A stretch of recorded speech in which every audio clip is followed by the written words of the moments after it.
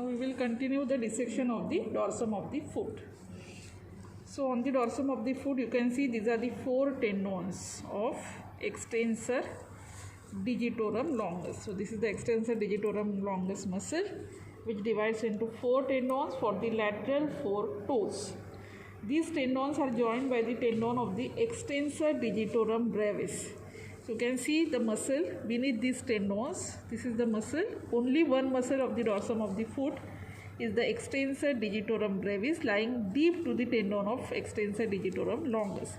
So this extensor digitorum brevis, it arises from the anterior part of the superior surface of the calcaneum, and it also divides into four tendons, but for the medial four toes.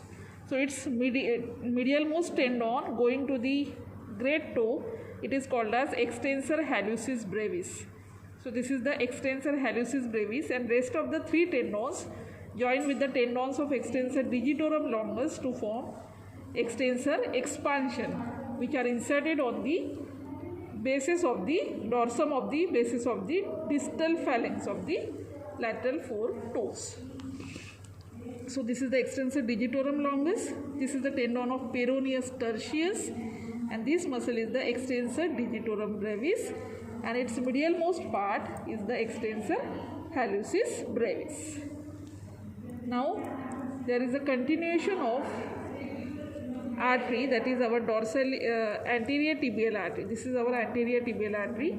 This anterior tibial artery continues on the dorsum of the foot as dorsalis pedis artery. So in between the lateral and medial malleolus, same artery, anterior tibial artery, is named after this as the dorsalis pedis artery. So it continues on the dorsum of the foot. It forms an arch beneath this extensor digitorum brevis muscle, and this is the dorsalis pedis artery. You can palpate it here.